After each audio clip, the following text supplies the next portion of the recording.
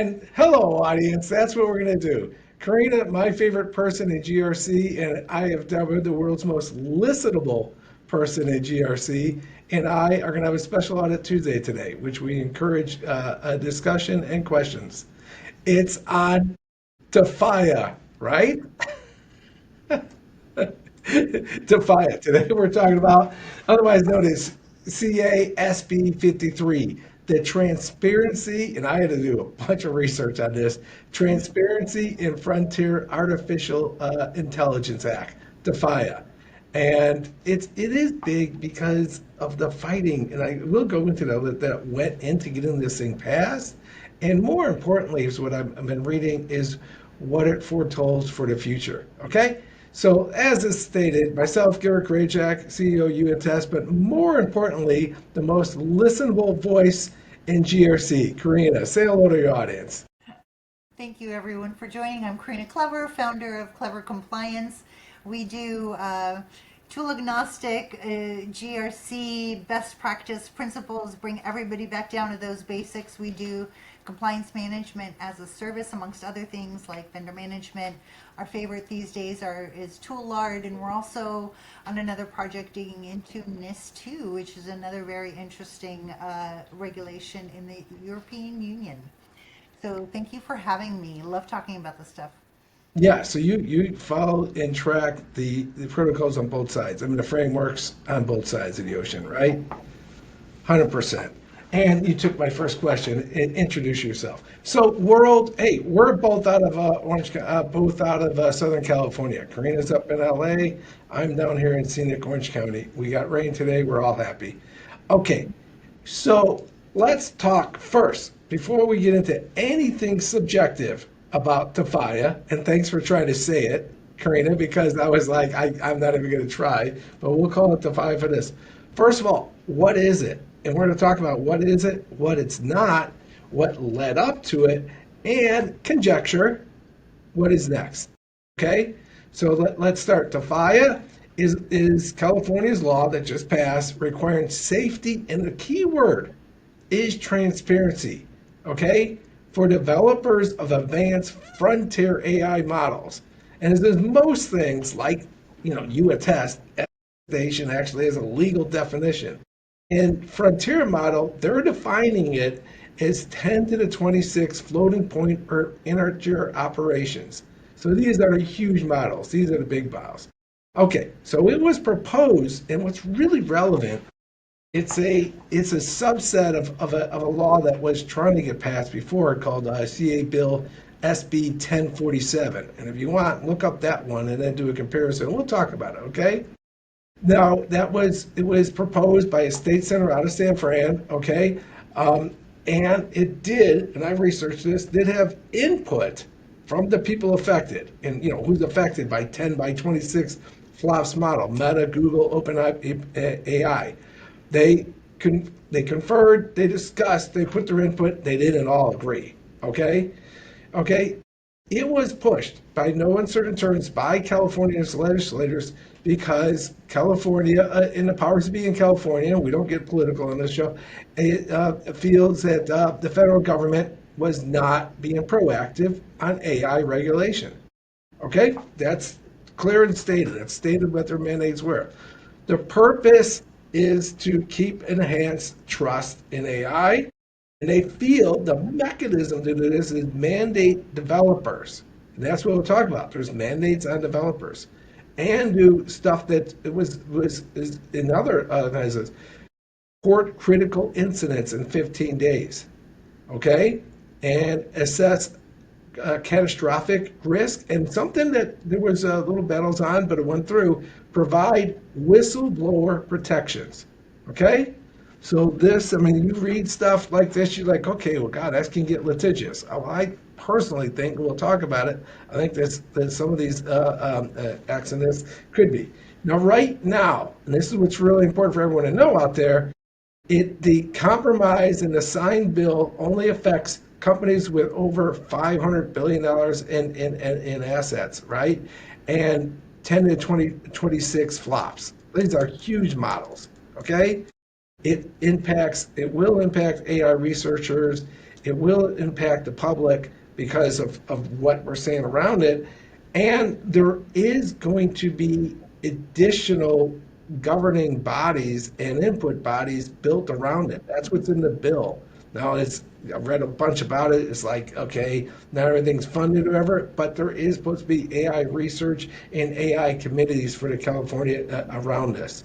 And what I read, Karina, was that basically it goes into effect January 2026, and there could be $1 million per violation. Okay? So that's the background. So let's just take a breath, okay? And we'll say Defia one more time to get it on our lips, okay?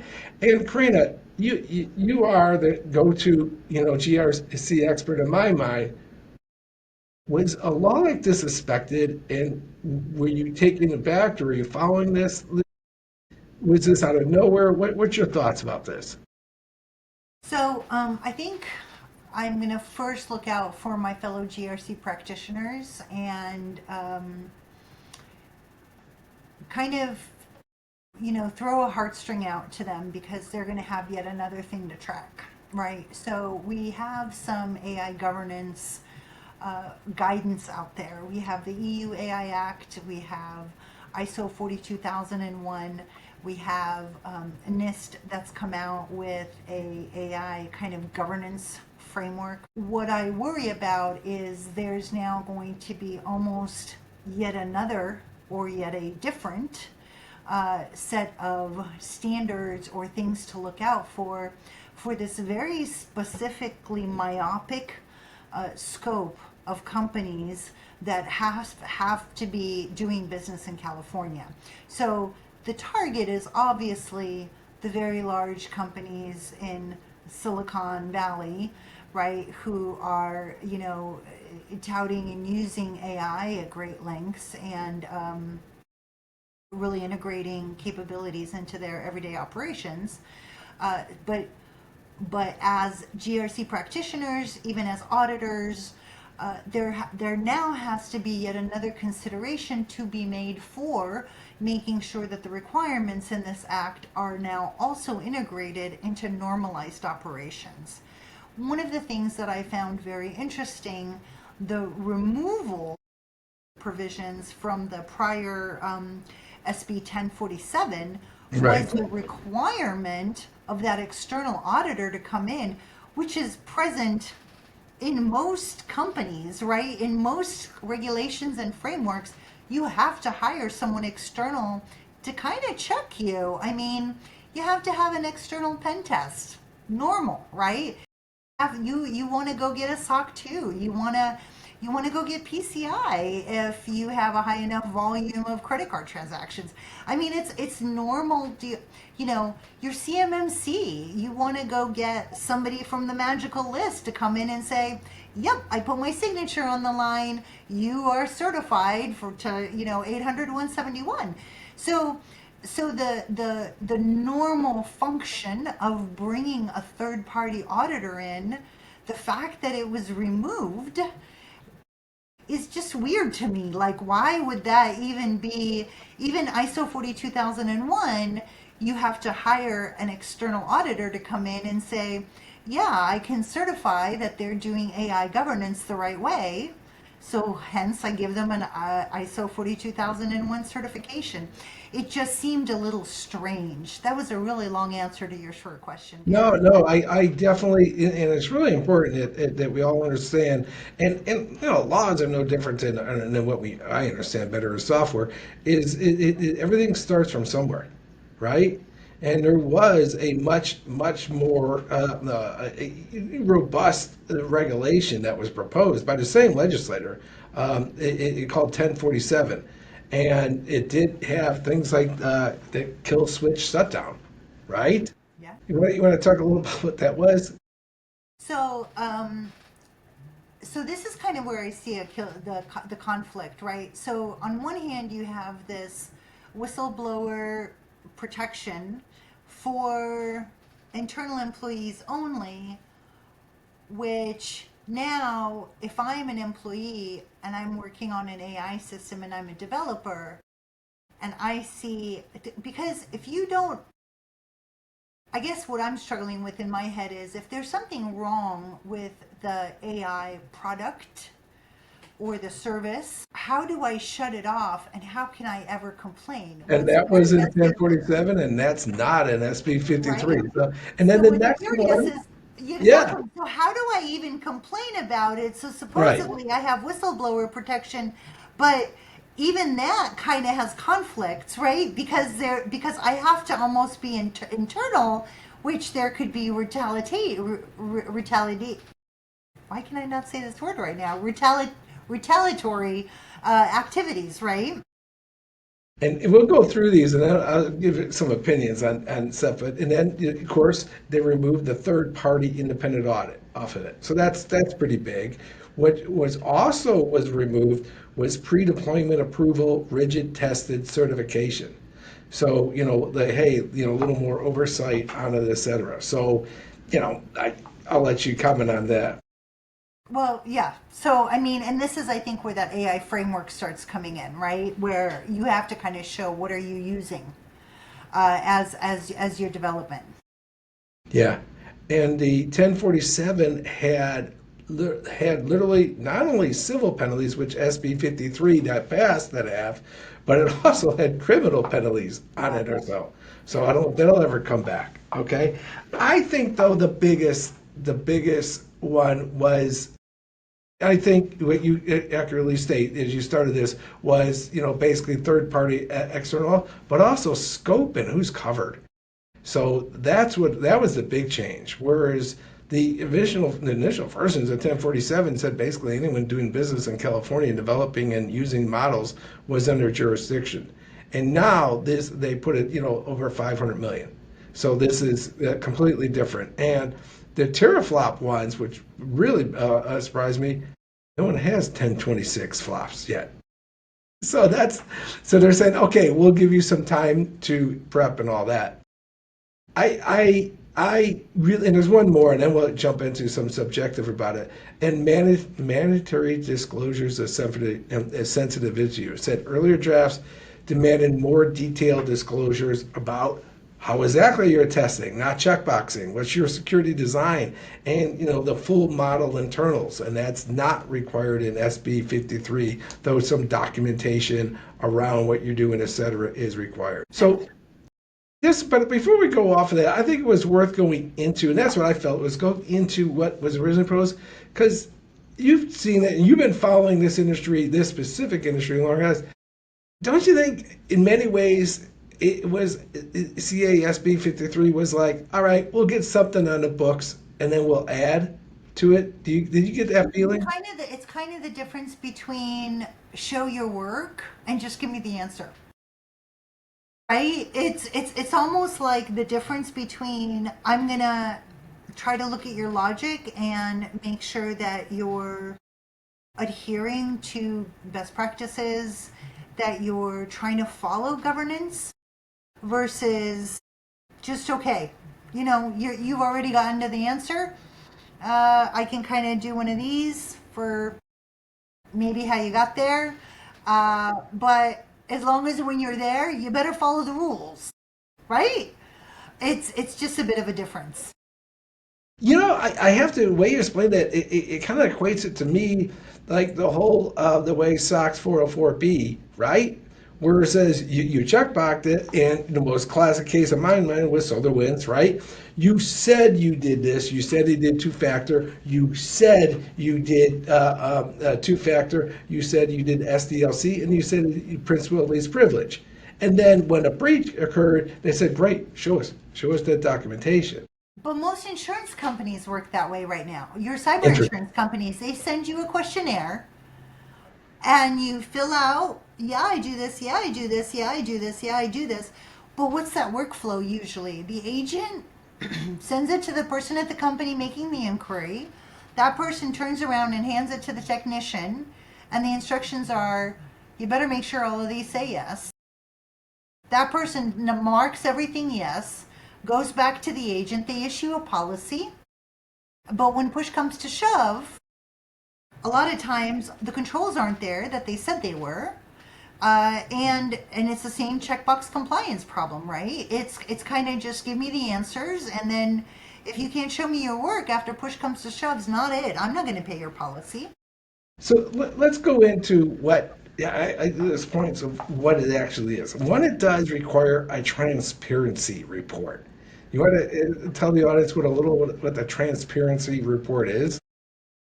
So what I was really hoping a transparency report was going to be was kind of a I'm going to go back to ISO 42001.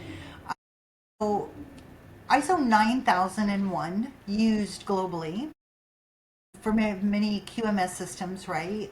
Kind of defines three sections in your process. You have your input. What are you doing with it? You have an output. So your input says, let's say you're a pharma company. These are the ingredients I use. I put it in this cauldron, this vat, at a certain temperature for a certain amount of time, and out come these pressed pills with a serial number that go out to patients. If one of them gets sick, we want to be able to trace it back to this vat, right? That's ISO 9001, very, very rudimentary explanation. ISO 42001 kind of gives us the same thing. It says you want to use AI? Super. What's your input data? How are you crunching that data? For what purpose? What is your algorithm? What are your biases? What are you looking for? And what is your intended purpose for that? What is your output? What is the intent of that output? Which is why when you go to use AI, you need to have that data structured, classified, and your workflow very well defined. That's when AI works best. So for transparency, what I was really hoping to see is that workflow. Hey, I want you to tell me what data you're using, where it is, what are you doing with it, which this kind of sort of addresses this transparency report. And then the intended uses, it also sort of addresses. How this is managed and how the risk is managed against it is also sort of addressed. But that initial piece of where am I getting this data, I can't find it. What do you think? Yeah, no, I think that was a good summary of what we're seeing. So here it is. Understand the transparency report. How deep is it? Okay. So the next one was critical safety incidents. Notified at California of 15 days. What do you think we're going to be detailing there? So look, so a little bit ago, the Securities Exchange Commission came out and says, you're going to notify me if you've had a breach within 4 business days. Right? You might remember this. And Karina was out there going, let's do a tabletop. Make sure you have a code word, right? And your code word on the subject line needs to make sure that workflow very quickly jumps from legal to finance, from the incident commander to HR to the vendor, so that everybody knows that code word, so that we can quickly pass that through and have that 8K filed within 4 days. And then a bunch of people stood up and started countering this requirement and saying, no, we're not going to do this disclosure. It's for a whole bunch of different reasons. The other difficulty is staffing in the state of California. So, when we look at EU and GDPR and all of the fines that is actually enforcing and making sure that companies are held liable to, they're very well staffed. It's a priority for them. CCPA in California, not so much, right? Wow. So Interesting. CCPA was this really big deal, Right. kind of on the heels of GDPR, and we Right. all had high hopes for it. Those who were all about consumer privacy. Okay. I mean, there have been a few lawsuits in all of the years that CCPA has been around. Look at, compared to GDPR and all of the lawsuits in Europe. So my concern is that Americans many times, oh, wow, that's a really broad statement. Please take this with a huge grain of salt. Very many people will choose to spend more time arguing against the regulation than they will actually looking at the intent of the regulation and trying to adhere to the regulation, support the regulation for the good faith of the entire industry. I, for instance, am a huge fan of Sarbanes-Oxley because I had my executives taken away in handcuffs, and they were doing funny money with the finances back in the day. And I was a single mom with no support from my son's dad, with a mortgage payment and two parents on my shoulders. So I was like all for executive transparency and Sarbanes-Oxley, right? And them attesting to the fact that the regulations really were what they said they were when they filed to the Securities Exchange Commission. And Karina, I think we should say that regulations not only subjectively are good. I mean, that, like you said, sucks. I mean, let's get some honesty. America is still the biggest stock market in the world because there's trust in it. Okay. Well, and I mean, in drugs, right? I mean, you go to Yeah, the yeah, all of the gym and above. make an assumption. I mean, and that's right. So, I mean, there's a But lot of Karina, it. I wanted to get to our influence. What I was doing a lot of reading in this, and they're saying, and you to you live it, is the industry did have input on the NCA SB 53 because they know something's come down, and they will be held liable for models. So they were saying, okay, give us what should be expected, right? Because no one wants to be surprised when it comes. So it's not that the guidances and these regulations are the big evil, government. It's really saying, okay, give us, a benchmark that we have to live up to. So I mean, even with CCPA, unless you've actually read the law, you don't know that healthcare companies, HIPAA, and financial institutions, GLBA, any companies that follow HIPAA and GLBA are excluded from CCPA. Let that one sink I in didn't because know that. most people don't even know that. But Karina sits and actually reads laws, right? There Because you go. That's what I it's a good say. way to fall asleep What's at night. a good word That's person a in good the way to fall GRC? asleep at night. But when we're talking about, this California Office of Emergency Services, my true concern is, although we have high hopes for this enforcement, I I yet am really ready and wanting to be wowed by the state of Yeah. California and the enforcement. So I'm not really holding my breath for a lot of the enforcement here for if and when it does come around. Interesting. I should add that there was a lot of battles in the states being able to pass anything.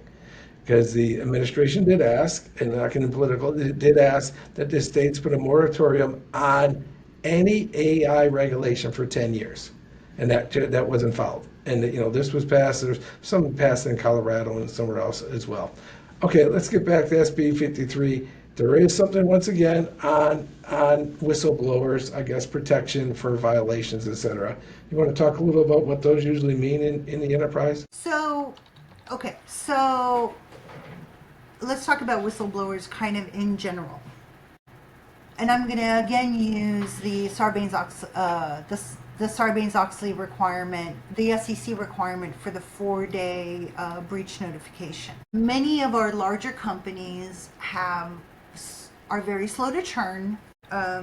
You drop something into legal, it's 45 days later. You drop something into finance, it's 2 months later. Your vendor management department is slow to turn. Your HR department has got a lot to worry about.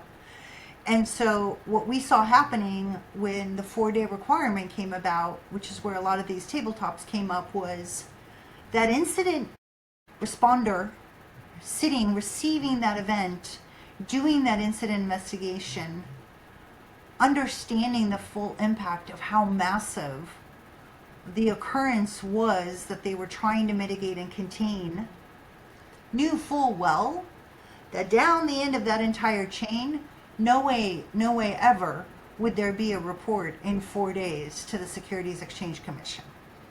So what they were doing is picking up the phone and calling, hello, SEC, completely protected by whistleblower laws. Now, SEC was showing up to those companies' doors anyway. Knock, knock, knock, auditors at the door. We want to see your incident response plan. We want to see how you handled this. Why didn't you ever write us? And really, it wasn't many times because of a lack of will. It was because of a broken workflow, which is where these tabletops came in, which is where I still urge everyone, please practice these tabletops. Publicly traded or not, have some code words in place that will quickly escalate a situation outside of, oh my God, this is an emergency situation on the subject line, please. So, the whistleblower law that's actually included in this particular law, I think the intent is for that developer who's working on AI to be able to have that safe haven Yeah. to do a complaint, because there is no kill switch, right? Because there is no way to actually stop it. So I think that's great, but I think it still begs to ask, how do you stop it? Right? How, like, if there is there a criteria in the back end? Well, if we get 7 whistleblower complaints, we're really going to start paying attention. Is it 1? Is it 28? Is it 580? Like, is there a number? What is the, if there's no real, I guess, kill switch, how do you turn it off if there's a concern? So all you're doing is just, as a whistleblower, saying, you know, there's a conflict with my NDA, there's a conflict with my confidentiality that I have for the company. What am I? But I have a problem with this. I guess it just poses more questions in my mind on really what that would do. What good? I just don't see.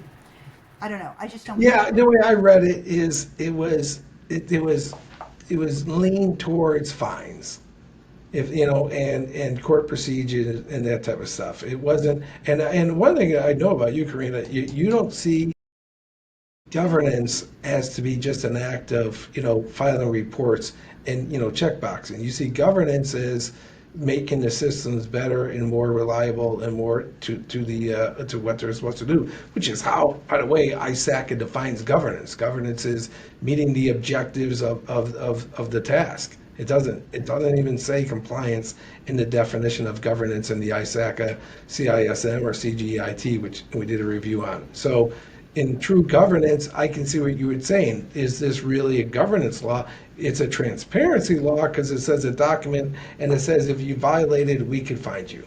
That's the way I read CASB 53.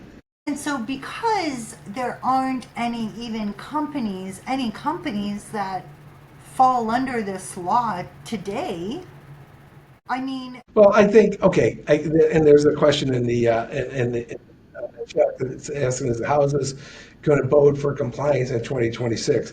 I think they assume that those models will meet the standards. They will meet the 1026, and then I think the way I've read this, and I'll let you answer honestly, you're subjective as well. I see what they see is they let a baseline for them that said, okay, for these models.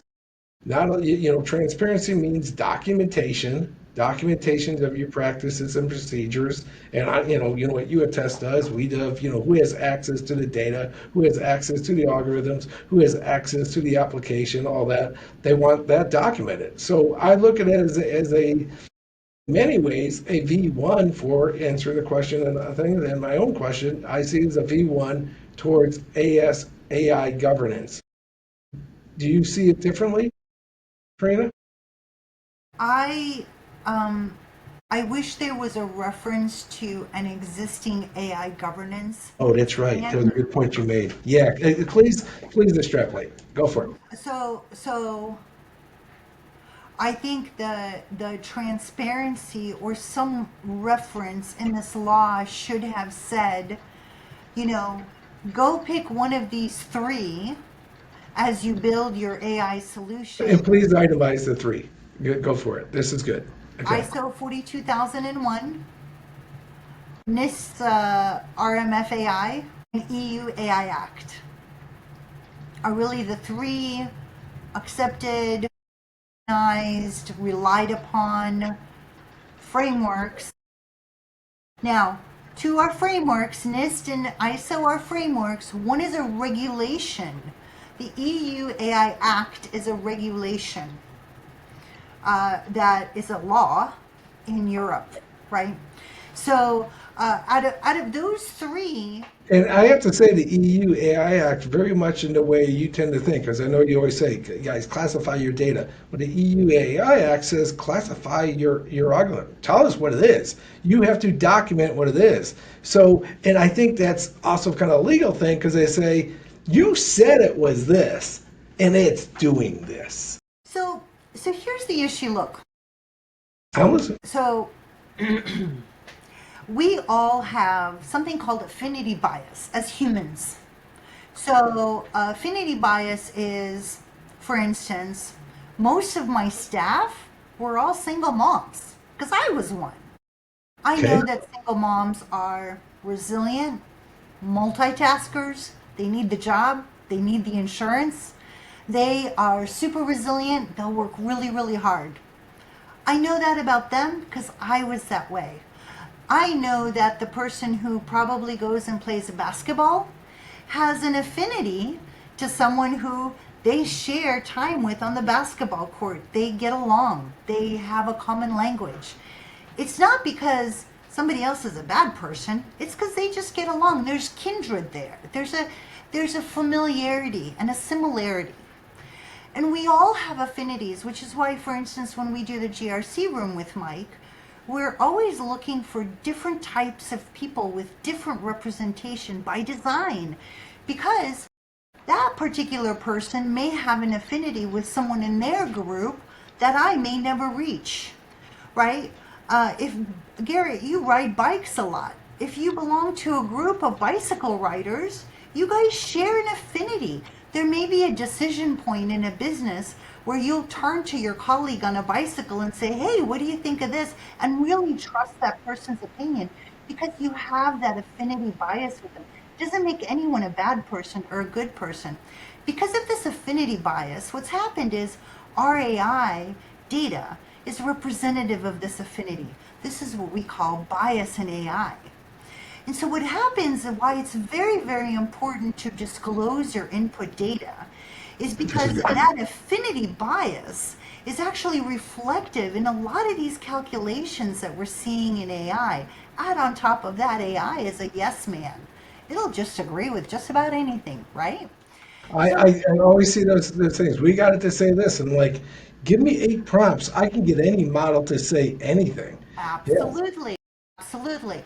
So what ends up happening is what we have to be very, very cognizant of is, so if I take a med, so let's see, even if that med has gone through that ISO 9001 qualifier and it's got that serial number, maybe I want my people who have taken that med to be identified with their gender and their race. Because what if that med has a different reaction for women who are Asian versus men who are African American? Maybe I need that bias to be able to assess whether or not that drug has a different type of reaction for different type of people. So we have to be very careful based on our actual business to not be broad, not bring in affinity bias into our calculations, and scope down. Again, this is where governance comes in, basic governance principles. Sure, you Right. can have a spreadsheet of 12,000 controls from regulations and frameworks all over the place, but does it apply to your actual true operations? Come back down to the basics. You want to use AI? Super duper. How does that apply to your actual operations? Have you classified your data? Do you know what your workflow actually says? Why is it there? How are you controlling it? And is AI being treated just like any other tool, just like any other vendor? Have you done the assessment? Have you done the questioning? Where are you getting your data from? How long are you storing my data? Have you given your people guidance on whether or not they're allowed to put in proprietary information into your AI tool? Maybe they are. Maybe you want them to. But it has to be about your business. You've got to bring that GRC back down to the basics for your business. Yeah, and this is an important point because Karina was saying this even before we hit live. So she said she'd like to see this bill, as you stated in the start of this discussion, more focused, more referenced of the prevailing frameworks, the EU AI, the NIST AI RMF, and the ISO 4201. If you read the AI RMF, it is really what Karina just said. It is really heavily focused on controlling of data and understanding what data you are feeding the model. Okay?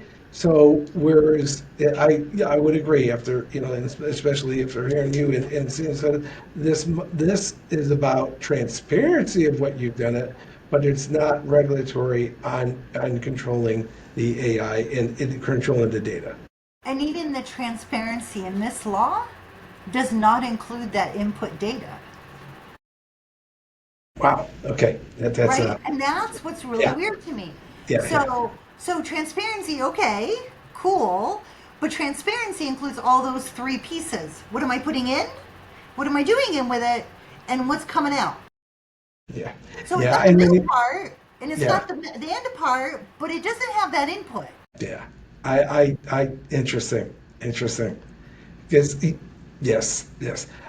So what do you see happening? Do you see that the other states will follow this, or you think this is going to really be pushing us into a federal law? Um, I know someone in the chat asked about the global, and I meant to write back and say, y'all, we're a long way away. I mean, before we could get to a global, we're just going state by state right now. I I don't know. Um, so so let's take the consumer privacy laws as an example. One state is like, you've got to fulfill it in 30 days. The other one's like 45. The other one's 60. Right? So we have this patchwork quilt. There was a proposal Yes, to do right. federal law, which was gone, right? I was like so excited for that. I was really following that one along closely. I don't know we are mature enough to be able to decide on federal anything. Anything, right? So this is where we are forced to look at countries like Europe. I mean, Yeah. look, it's the truth, right? They came up with GDPR, they came up with the EU AI Act, they're doing all of the enforcement. And if we can intelligently follow, because we're not able to make our own decisions. I mean, I hate to say this, but it's just we continue to just get into these, kind of stagnant stalemates as we're living in right this moment. I don't know. Did the government ever reopen? I haven't even been following this story. I honestly have been so busy. I don't No, even it know. didn't. No, it didn't. I was still, I shoot, don't want to get shot on this one, but the HB just had our air show, and it was kind of fun because I used to live in Canada. And I said, I thank my Canadian friends for sending down their jets because we wouldn't use ours because the government was Well, closed. so I mean, right? So we can't decide on much. So Right. I guess what I'm saying is let's try to figure out how we can And, emulate. and let's take it this way, since you define governance in a good way, and Karina does, and you also listen to what's on the cyber and the GRC side, you define it as doing the best practices and creating the Yes. best, most reliable and repeatable product. Because I want you to go, then I'm going to have a slide about identity attestations and governance, but go for it in AI. So talk a little about just good governance on on AI. So let's go with good governance. You have that input of the controls that is super overwhelming, that many companies will try to send 70 consultants to walk aimlessly in circles in your hallway and nobody knows what the hell they're doing. Before you go implement that and try to look for every single item on that checklist, don't do that. Make sure you understand which controls actually apply to you. That's step one. If you can automate any of them, automate them. Nice. Absolutely. There's so many wonderful features right now and capabilities where you can do that automation Yes, automate wherever you can. Some things will not be automatable. Some things require decisions. Humans hate making decisions if they fear it might be the wrong decision. Encourage decisions to be made even if they get changed in 6 months. Let's just make one and then change it in 6 months if it doesn't work. It's okay, right? It's just going to go in a document we're going to manage to see if this control works or not. If it fails, we send it in the risk registry while we're gathering the evidence. Nice. If it works great. How does AI work for this? AI, from a governance perspective, can manage that workflow and to check the success of that workflow, right? Nice. AI Yes. can also be a capability for any of the departments that fall under a control. So if they have their own individual workflow, it needs to be defined. Define the data that's being used, how it's being manipulated, and what actions are happening, and what that intended outcome is. That in its collective is a control in itself. It satisfies a regulatory or framework requirement. If that workflow fails, now go throw that line item in the risk registry, go mitigate it, find out why it failed, maybe over and over and over again. Maybe it's a bad control. Find out why, put a project plan together for it to fix it. Otherwise, just let the thing run. Great, it's working for you. Go focus on something that's broken. So AI can be used in a plethora of ways, and many, many good ways for research especially. I just know a lot of people using AI for research, training AI to look at particular anomalies, research of all different kinds, genetic research, medical research, pharmaceutical research, incredibly, incredibly useful capabilities. Contained environment is the key. You've defined that environment, you've defined the input, you've defined the parameters, you've defined the output. If you can make that definition, go for it, right? It's not this loose thing you turn on and you're like, go get them. Go get what? And I'm going to share this because I put this together around because I was talking to some developers and they were wondering what's the relevance of what YouAttest does, which is identity attestation. It is who has access to what. And so I broke it out. I go, fine. I don't care what your focus on. And this AI is huge on identity governance and access governance and knowing what you have. ISO 4201 as well. What's also interesting for people to know or to look at is, and I like what you said, is that there is no regulation in the U.S. So make sure you're doing what you should be doing. MITRE is really good at specifying, what how to protect against hacks. OWASP, which was my personal favorite of all of them, was really good on just stepping through people and saying this is what you need to do. So they went out and said straight out, this is what you need to be doing and focus on. I can share some of that, but what's really relevant is in your first step. Your first step is put together your access control plan. Who's going to have access to the data? Who's going to have access to the algorithms? Take it So away, Karina. I'm going to actually add to this, and Please. I cannot stress how important access controls are. Now, 3 types of access controls: physical, logical, and system to system. I have had clients that have not looked at an API that they configured 8 years ago for a vendor that they severed relationships with 4 years ago. I wish I were making it up. And meanwhile, that API is still sending someone data.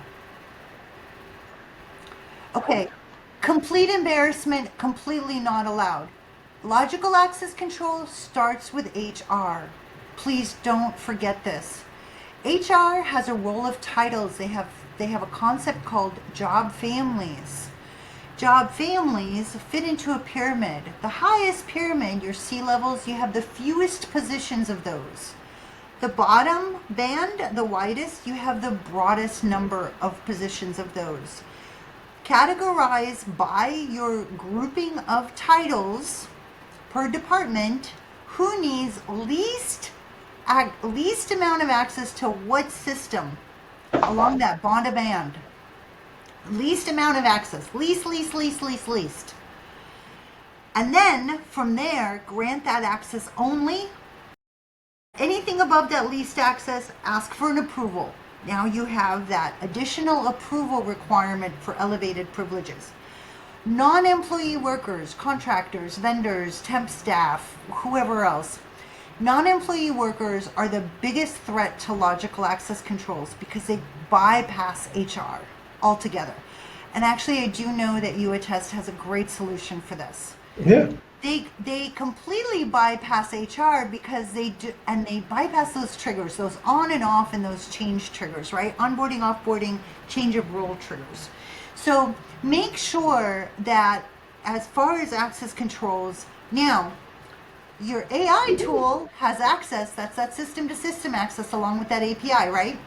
But for your logical access control, make sure that the role is associated to that level of permissions, and please go home and check for contractor access, because non-employee worker access, because I have been on accounts, and thank God that it's me, right? So, I mean, you can give me access to everything and nothing will ever happen with it, but that's not everyone.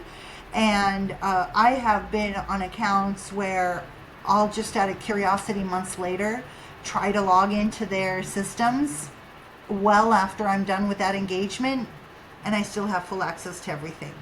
Yeah. Hello, please shut me off. And it shouldn't be me. The JML will always matter. Join mover levers. We got to be checking. We got to be checking when people are checked out. We got to be doing. This is, I literally was working with someone on a project, and they're going, where should I care about if I'm building AI about access control? And we came up with these 6, right? Basically, who's going to get the final application? That seems obvious, right? But look at these other ones. 2, who's controlling the actual deployment of the application? There's so much hacking still going on right at the web level, and just inserting and stealing data, and basically getting access on PII and PHI right at the web server level. So check your access there and continually check your access. The obvious one, of course, is the group that actually put together the AI component. That should be a very limited group and should be reviewed regularly because they have access to the model. And and I did even look in the SB 53, that in their concept of transparency is what are your controls around the building of your final tool. The one that should never be overlooked and should be a distinct group is who owns the data. Who owns and who's managing the data? That should be a separate group that should be reviewed regularly. And then there was something that was interesting that I read that when I was reading on controls around building AI that I didn't get initially, but I said, okay, don't forget the help desk around the AI component. Who are they? What is their access? And because this is where I was reading, there's a bunch of different attacks that people were taking by giving themselves support control, which had then back-end access to the models and then was putting in bad data and poisoning. So these are just 5 quantified areas if you're deploying AI that really good governance spells out, and this was straight off of OWASP, so that's as good as governance as I see in deploying AI. Let you take it, Karina. That was my final point. No, that's exactly where I'm at as well, and I'm kind of at the end as well. Also, only thing I'm going to make my usual closing webinar plug, if you don't mind. Please, that's what I'd ask for. Please stop putting pictures and videos of your kids online. You're creating a digital footprint for them that they have not opted into. Give them a chance to do that. And also, you're opening them up for identity theft, just like you're locking your social security numbers down, lock down theirs. I had recently a friend who had a teenager who went to apply for college. Turns out that she owed over $300,000 in snowmobiles in a different state that were delinquent by about 7 years. So she made the purchases when she was 10, 12. And it took years and $80,000 in attorneys because there were multiple states to close all of this off of her credit report. So just not necessary to create that digital footprint for them. They're cute as hell. They're the most amazing thing anyone's ever seen. Just try to restrain from putting your kids' information out there whenever you can. Great info. And Karina, most importantly, how do people get a hold of you? Karina at clevercompliance.com. Please follow Klever Compliance on LinkedIn. I also am Karina Klever on LinkedIn. We only have social media. Also, please join the GRC room once a month that I do with Mike Andrews. We have an event actually tomorrow on third-party risk management. Fantastic attendance and very wonderful knowledge sharing with a new speaker every month. So please join us there and follow the GRC room also on LinkedIn. Yeah, highly recommend it. It's called the GRC room, and Karina and Mike Andrews do a great job. I've been on it, and it's good stuff. Anyways, sayonara, y'all. Thanks for the questions online. You can ping us at YouAttest, of course, info@youattest.com, or just ping me, Garrett Grajek, on LinkedIn. All the best, and thank you for being a great audience, and thank you, Karina, for a great discussion. Thank you for having me.